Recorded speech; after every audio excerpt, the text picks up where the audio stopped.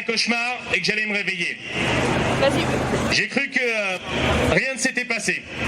J'ai cru qu'on n'avait pas voté l'article 24 de cette loi sécurité globale à l'Assemblée nationale.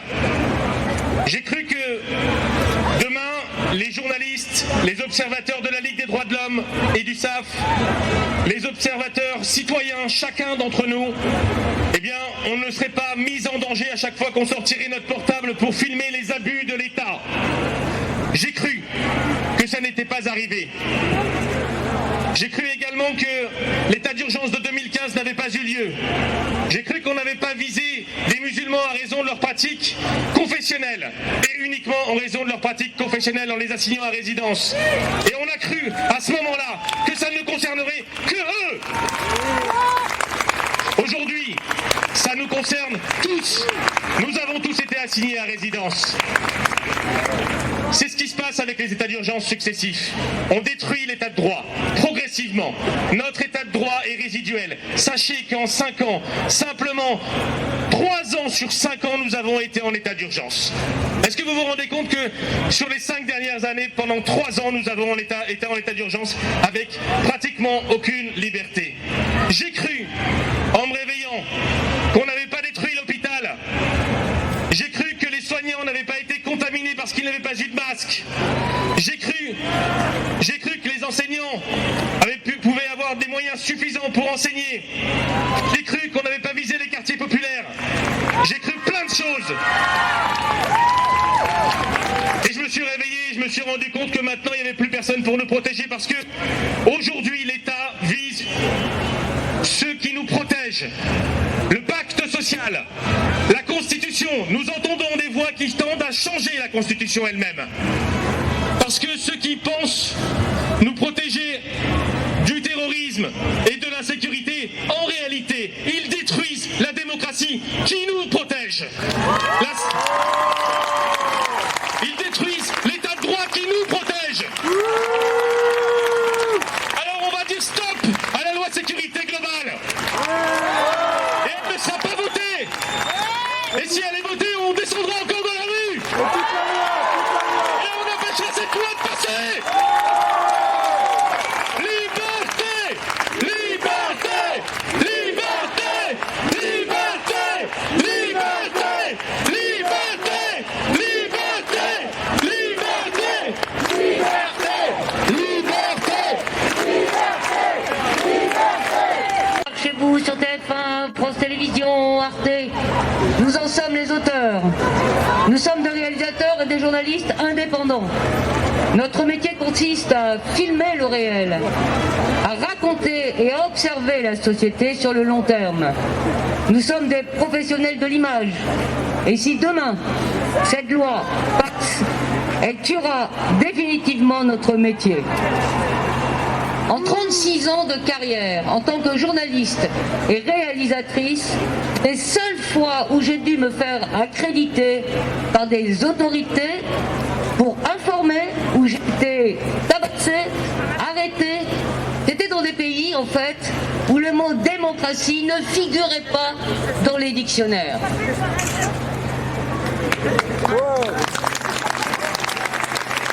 On dit souvent, l'enfer est pavé de bonnes intentions. Les bonnes intentions, c'est bien sûr que les policiers ont le droit de ne pas être menacés, qu'ils ont le droit qu'on ne leur tire pas dessus, mais la loi prévoit déjà tout ce qu'il faut pour les défendre. Le problème, c'est que le jour même de notre première manifestation mardi dernier, les abus de pouvoir ont commencé en vertu du schéma national de maintien de l'ordre. Dès le premier soir de la mise en œuvre de ces nouvelles règles qui font appel à une loi de 2012 contre les attroupements, une loi qui a été votée pour soi-disant faire vider les cages d'escalier, donner les moyens aux policiers de vider les cages d'escalier. C'est ça qui nous a été vendu. Eh bien, on voit que 8 ans plus tard, cette loi-là est instrumentalisée contre la liberté d'expression, car c'est la porte ouverte à tous les abus de pouvoir. On le voit bien, un journaliste de France 3 arrêté, une photographe emmenée menottes aux mains, enfin dans quel pays vivons-nous? Nous sommes les réalisateurs du réel et on voit bien qu'avec cette loi, le réel n'aura plus droit de citer. Ça sera le réel des images que la préfecture de police voudra bien nous fournir, et nous devrons tous déguerpir au moment où des événements se déroulent. C'est impossible dans une démocratie, et nous qui avons l'habitude de tous ces pays non démocratiques, c'est là-bas qu'on voit ça, c'est pas chez nous. Nous prenons des risques pour faire notre métier. Le schéma national de maintien de l'ordre fait que nous ne pourrons plus l'exercer. Mais nous tous, journalistes ou pas, réalisateurs, encartés ou pas, nous refuserons un journalisme fait d'images de drones, d'images captées par le ministère de l'Intérieur. Nous refuserons de devoir nous accréditer auprès de la préfecture comme nous le demande le ministère de l'Intérieur. Nous ne voulons pas un journalisme de préfecture, nous ne voulons pas des images du ministère de l'Intérieur. Nous voulons survivre, nous voulons vivre, nous voulons nous proposer, vous proposer notre regard du réel, nos documentaires à la télévision, au cinéma, dans les festivals et partout ailleurs. Un peu la phrase d'Albert Londres, un peu notre père à tous. Notre métier n'est pas de faire plaisir, notre métier non plus de faire tort, il est de porter la plume. Et moi je rajoute, il est de porter l'image dans la plaie, car sans image vous ne savez rien.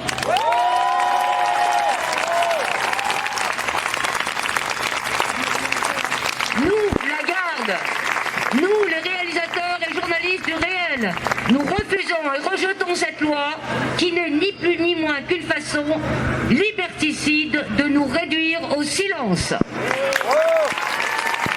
Secrétaire confédéral de la CGT. En effet, c'est impressionnant, nous sommes nombreux et nombreux. Merci d'être là.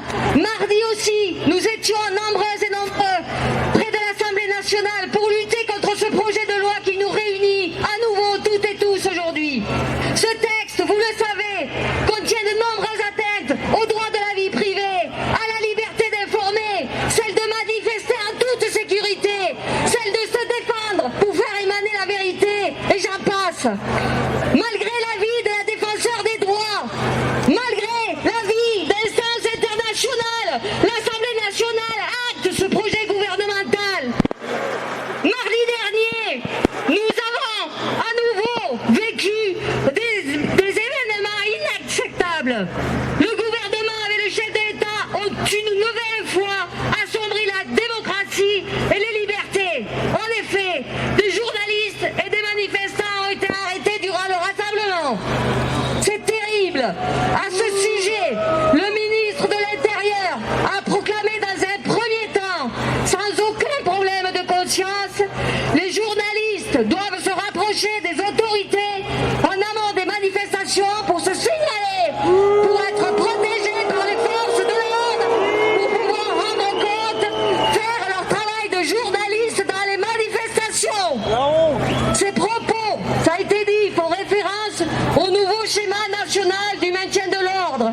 Véritable scandale. Nous l'avons d'ailleurs contesté près du Conseil d'État, tant il est attentatoire aux libertés, tant il permettra au ministère de l'Intérieur et au préfet de continuer à réprimer violemment toutes celles et ceux qui manifestent, et ce, sans être le moins du monde inquiétés. Rappelons aussi que le Parlement vient de voter la loi de programmation de la recherche qui prévoit un nouveau délit. Un délit de trouble à la tranquillité et d'atteinte au bon ordre des établissements. En clair, cela signifie qu'occuper les universités pour débattre, s'organiser et lutter sera passible de 3 ans de prison et de 45 000 € d'amende. On s'éloigne gravement de la Déclaration des droits de l'homme et du citoyen de 89 qui affirme un droit inaliénable à la sûreté pour protéger les citoyens et citoyennes de l'arbitraire de l'État et des arrestations ou emprisonnements arbitraires. Nous ne pouvons laisser faire. Lâchons rien. Merci d'être là et nous continuerons à lutter.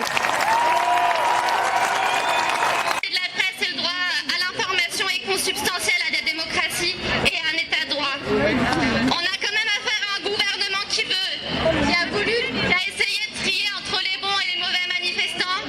Et puis maintenant, on veut multiplier le recours au dispositif de détection, de captation d'images. On veut mettre des drones. Alors les images, manifestement, ça ne dérange pas tant qu'elles ne filment pas les policiers faire leur travail. Tant qu'elles ne filment pas, du coup, qu'elles ne laissent pas la presse faire son travail. Je trouve qu'il y a ici un deux poids, deux mesures franchement dérangeant. Il ne s'agit que d'une mesure pour intimider les journalistes et les empêcher de faire leur travail. Une mesure indigne d'une société démocratique et d'un état de droit. Nous ne sommes pas dupes. Ne nous laissons pas faire. Alors vive la liberté de la presse et vive la liberté tout court. Merci beaucoup. Est venu en défense de M. Darmanin pour soutenir cette loi. Quand M. Darmanin, avant qu'il ne tourne sa veste, s'occupait de M. Fillon pendant la campagne présidentielle, il avait dit qu'avec M. Macron, c'était la voie ouverte à Mme Le Pen. Eh bien, il n'y a même pas besoin de voir Mme Le Pen arriver au pouvoir pour que ce gouvernement fasse une politique d'extrême droite, fasse une politique autoritaire. Il n'y a même pas ce besoin.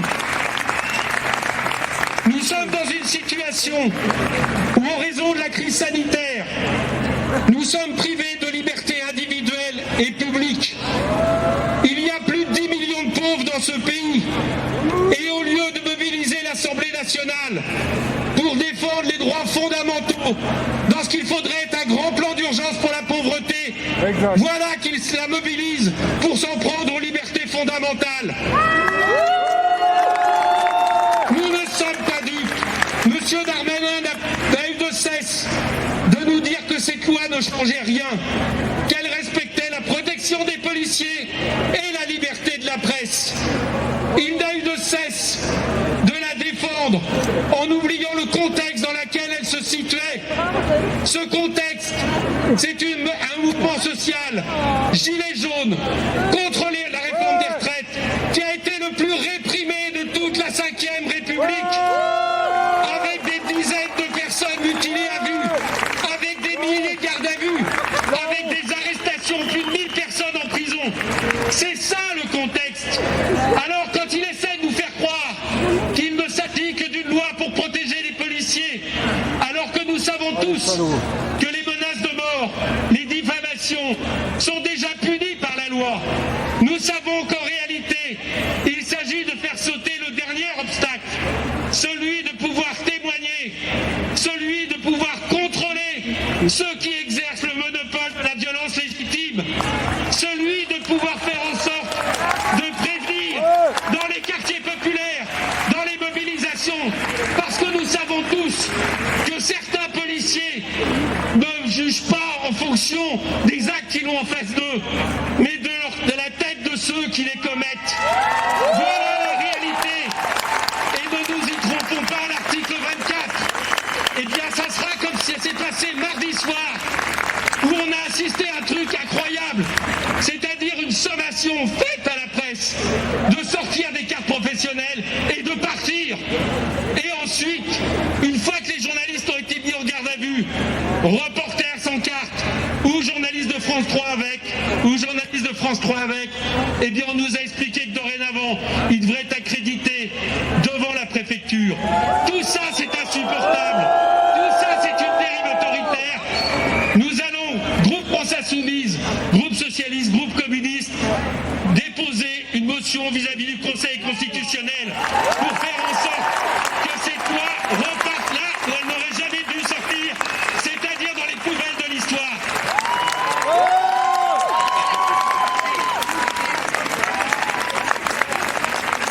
Liberté!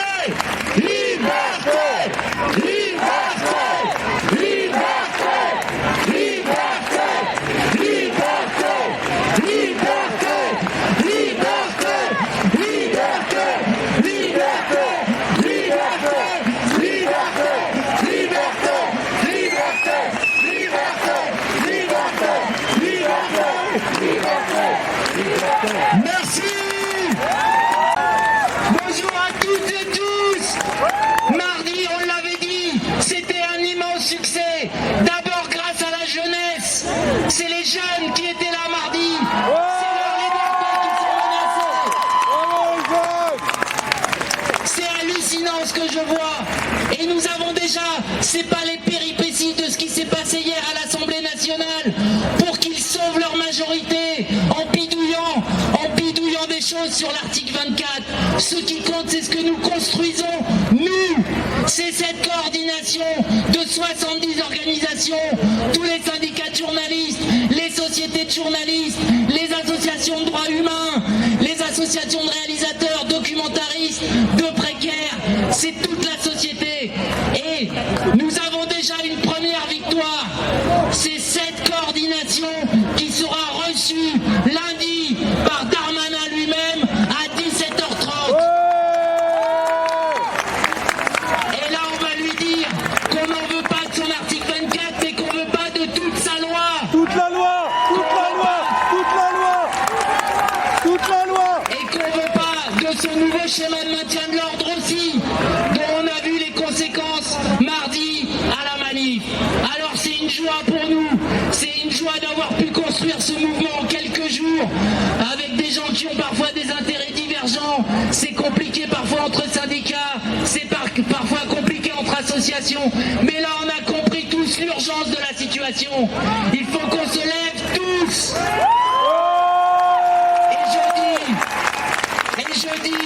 Et je dis à Darmanin, pour que Macron l'écoute, regarde le monde, regarde les articles, la honte pour la France. Ah, ça c'est clair. La honte. Voilà ce qui se passe. À regarder trop son nombril. Lis les articles à l'étranger. Lis les articles américains. Lis les articles hollandais. Il n'y a qu'en France où on a ces problèmes de maintien de l'ordre. En Allemagne, en Italie, en Grande-Bretagne, les confrères journalistes hallucinent. C'est inacceptable ce qui se passe ici. Aujourd'hui, c'est le début. Mardi, c'était le premier acte. Premier acte gagné. Et eux, ils ont grave merdé. Enfin, ils ont merdé. C'est leur nouvelle loi, leur schéma de maintien de l'ordre, jusqu'à mettre un confrère de France Télévisions en garde à vue. L'ANU. Ça, c'est terminé. C'est terminé. Et donc, c'est le début. C'est le combat à l'Assemblée, le combat au Sénat, le combat au Conseil constitutionnel. Non, cette loi ne passera pas. Merci.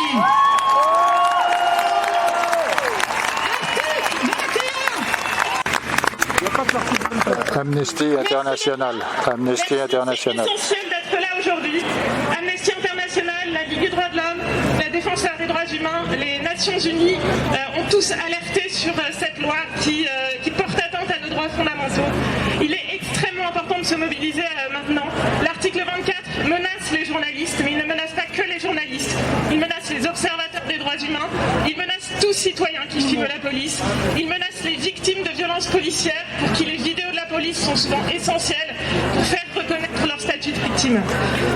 Partout dans le monde, Amnesty International utilise les images de la police pour documenter ces violences policières, pour documenter les violations des droits humains.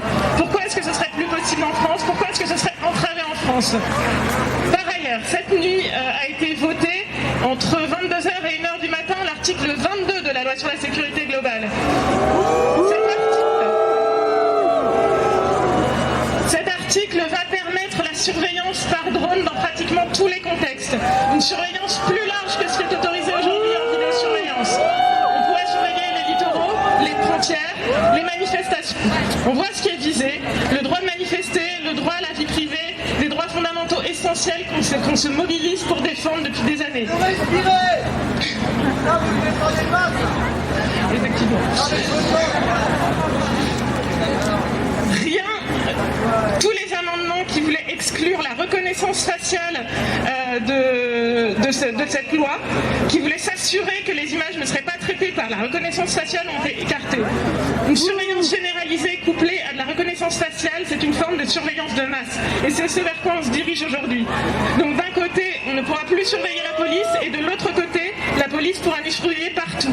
C'est pourquoi il est essentiel de rester mobilisé aujourd'hui, demain, pour le passage au Sénat, pour le passage au Conseil constitutionnel. On compte sur vous. Qui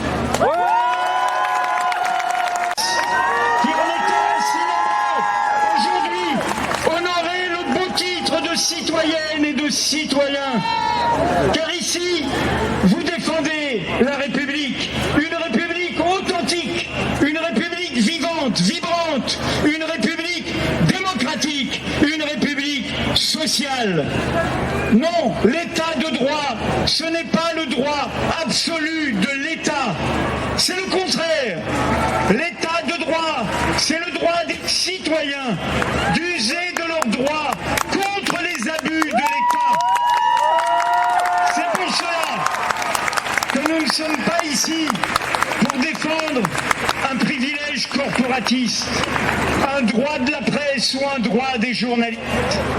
Nous sommes ici pour défendre nos droits fondamentaux, les droits de tous, avant les institutions, avant les gouvernements, avant le droit de vote, et pour le conquérir même ce droit de vote, et tous les autres droits, les droits sociaux, les droits des femmes, les luttes antiracistes, les droits contre les discriminations, eh bien il nous faut des droits fondamentaux. Le droit de s'assembler, le droit de manifester sans être massé, le droit de s'exprimer. Et s'exprimer, c'est le droit de dire des choses que d'autres n'ont pas envie d'entendre. C'est le droit de déranger, de bousculer, de provoquer, de critiquer.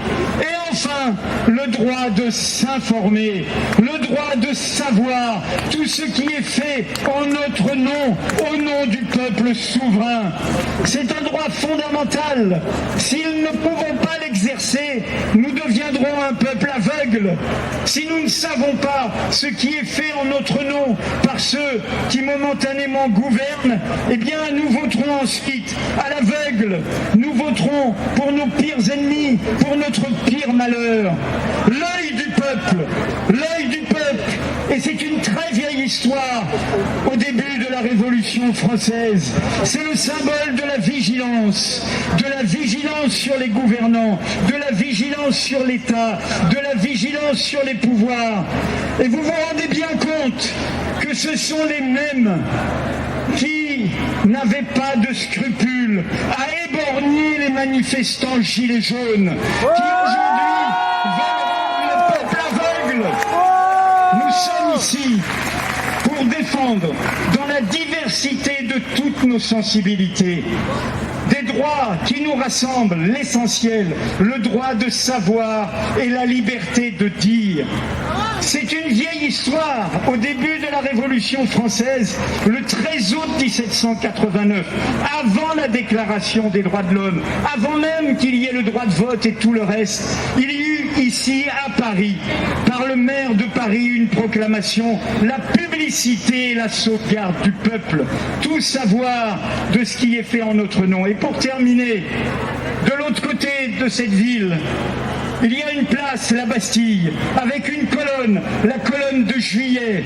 Elle ne parle pas de 1789, elle parle des Trois Glorieuses de 1830. En dessous, il y a 500 dépouilles d'ouvriers et d'artisans. Et pourquoi sont-ils morts? Pour la liberté de la presse. Car ils savaient que pour conquérir leurs droits sociaux, le droit de grève, la journée de travail, et ainsi de suite, le droit à la santé, eh bien, il fallait ce droit de savoir. Alors, tous ensemble, continuons à défendre l'essentiel, c'est-à-dire sauvegarder notre peuple contre ceux qui veulent le bâillonner et l'aveugler. Merci. La CFDT au plus haut niveau, première centrale syndicale française. L'article de loi tel qu'il a été fait, l'article de loi est la loi dans son ensemble, puisqu'il y a les articles 21, 22, 24, ont été rédigés comme une réponse symbolique aux forces de l'ordre, sans aucune concertation avec les principaux acteurs impactés. Alors, nous le disons clairement au gouvernement, il ne faut pas prendre le moindre risque avec les préservations des droits français, des droits fondamentaux comme la liberté de la presse.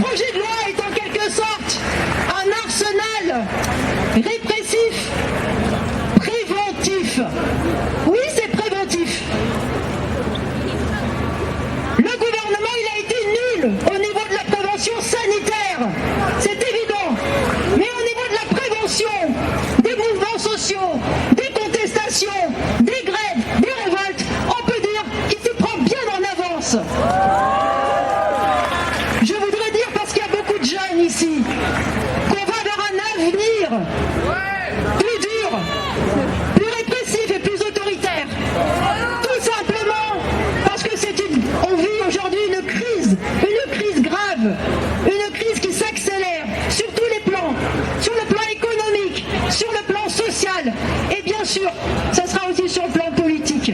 Sur le plan politique, on a un gouvernement qui est du côté exclusivement du grand patronat et qui est prêt à imposer pour la population, pour les travailleurs, un recul inédit.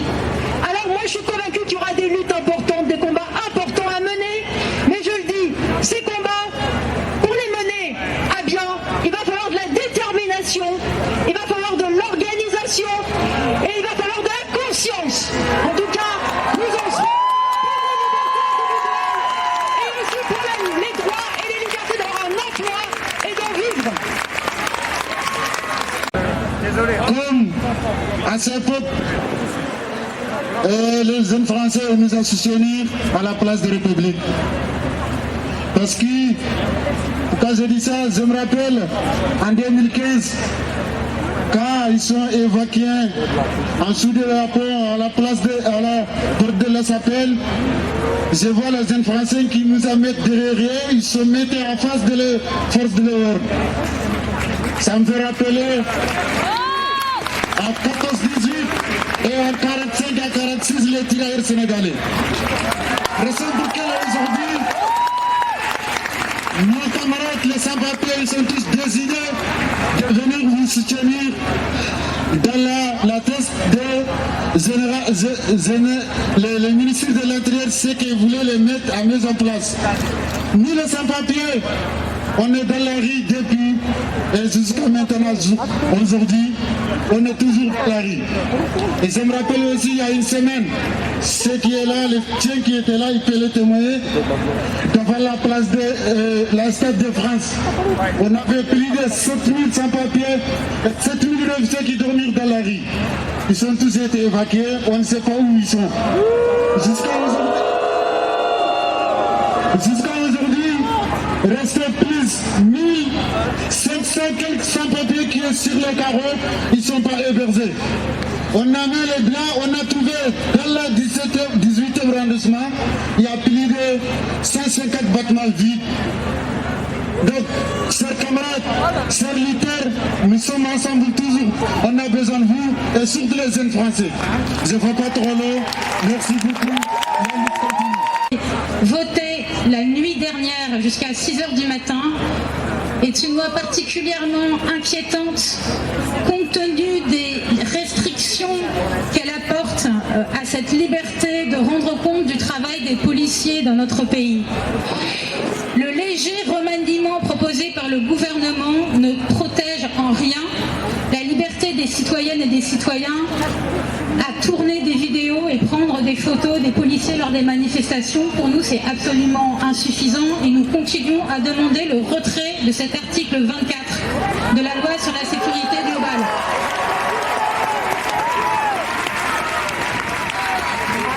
Pour finir, cette loi est particulièrement inquiétante car elle intervient à un moment où c'est toute une série de mesures liberticides qui sont mises en place ou qui sont annoncées. Schéma national du maintien de l'ordre qui propose ou peut-être imposera un correspondant aux journalistes qui couvriront des manifestations. Possibilité qui ouvre la possibilité également pour la police de faire partir les journalistes au moment des dispersions de manifestations. Alors que nous savons bien que c'est précisément dans ces moments-là que beaucoup de violences policières se produisent. Ces dispositifs liberticides mettent en place un véritable système de surveillance généralisée. Nous défendons la liberté d'informer contre le système de surveillance globalisée et généralisée.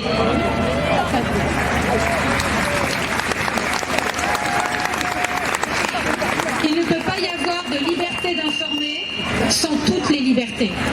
Liberté d'association, liberté d'expression, liberté d'opinion, liberté de manifestation. Merci. Sécurité globale, floutage des gueules totales. Sécurité globale, floutage des gueules totales. Sécurité globale, floutage des gueules totales. Sécurité globale, floutage des gueules totales. Nous sommes ici pour représenter la la Société des réalisateurs de films, qui est une association née en 1968, ne l'oublions pas, qui réunit 300 cinéastes de documentaires, de fiction et d'animation. C'est également la SRF qui est à l'origine de la tribune intitulée « Police partout, image nulle part », parue dans l'IB la semaine dernière, qui a été relayée par 800 professionnels du cinéma et 40 associations et collectifs de familles de victimes de violences policières, de soutien aux exilés à la rue et de défense des droits humains. Bonjour tout le monde. Effectivement, ça fait plaisir. Alors, nous sommes ici pour réclamer le retrait de tous les articles de la loi sécurité globale.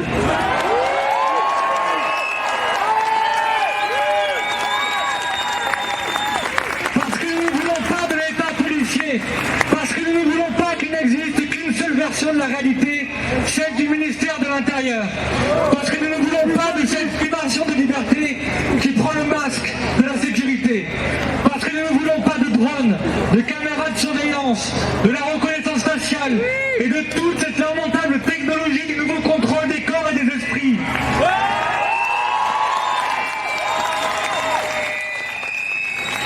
Nous voulons un état de droit où les habitantes et les habitants de ce pays peuvent exercer un regard sur l'État et sur ses forces de l'ordre. Parce que nous ne voulons pas qu'un gouvernement guidé par sa seule pulsion de contrôle mette fin à la loi de 1881 de la liberté de la presse et d'informer. Parce que nous refusons de vivre dans un pays où la presse devrait être adoubée par l'exécutif. Parce que nous refusons le journalisme que le gouvernement actuel appelle de ses voeux un journalisme de préfecture.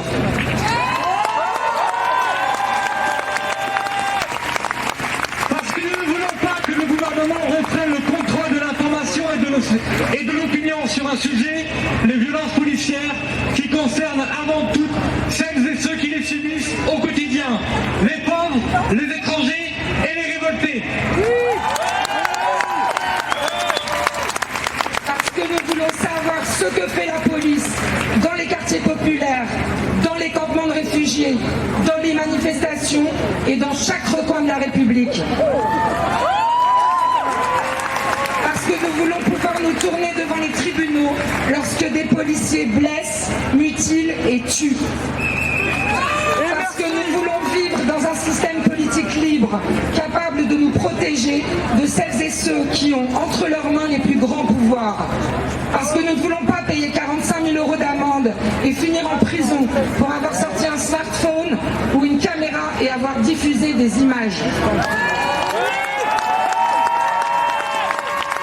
Parce que ce à quoi ces députés inconscients viennent d'ouvrir une large porte, aussi petite qu'elle puisse leur paraître, ce n'est ni plus ni moins qu'à la censure.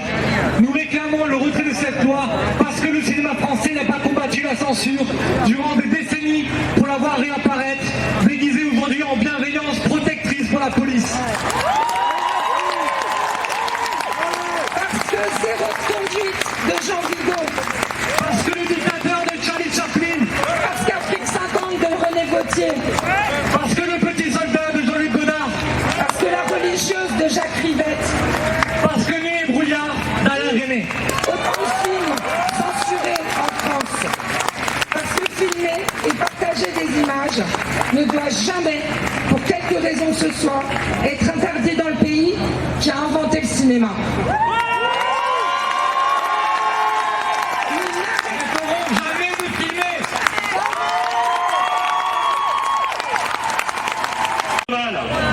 Alors oui, aujourd'hui, on est là pour lutter contre cette loi scélérate. On est là pour dire que non, on ne veut pas que les violences policières puissent continuer à se tenir cachées. Il faut visibiliser.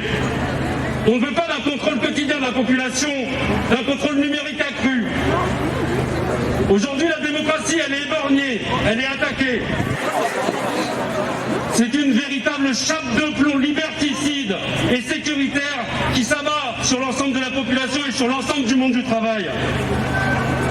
Ce tournant autoritaire, il va falloir lutter tous et toutes ensemble. On n'oublie pas qu'il y a toujours des gilets jaunes qui sont en prison, juste pour avoir lutté ces dernières années dans les manifestations. On n'oublie pas que cette semaine, pour dire que sur nos universités, on peut aller en prison. On n'oublie pas que l'agenda politique de ce gouvernement, il est ultralibéral.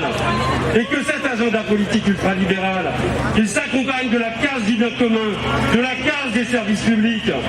Et que c'est pas pour rien que du coup, ils veulent réprimer toute la contestation et invisibiliser au maximum les forces de répression et le contrôle social qui va avec.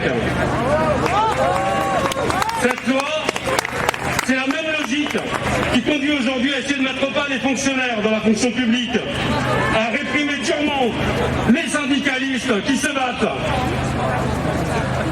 Le monde idéal de ce gouvernement est des grands capitalistes.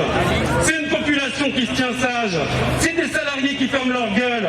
C'est d'accepter, de faire accepter tout ça au moment où la pauvreté elle explose, au moment où il y a des centaines de milliers de personnes qui dorment dans la rue.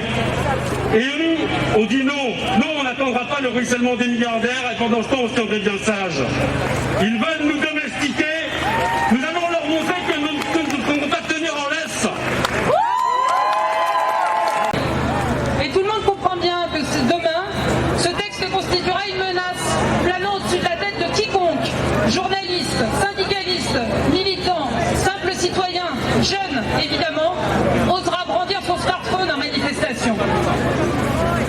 Il revient cependant aux syndicats de journalistes d'expliquer que ce texte constitue une très grave atteinte à la liberté d'informer et à la liberté d'être informé.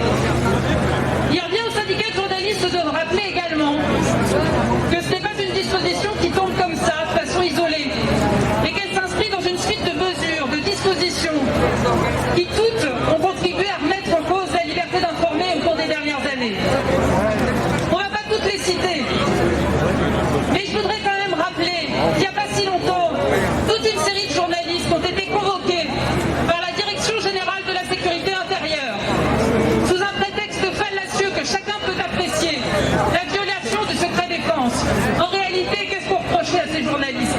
D'avoir informé sur l'utilisation d'armes françaises au Yémen.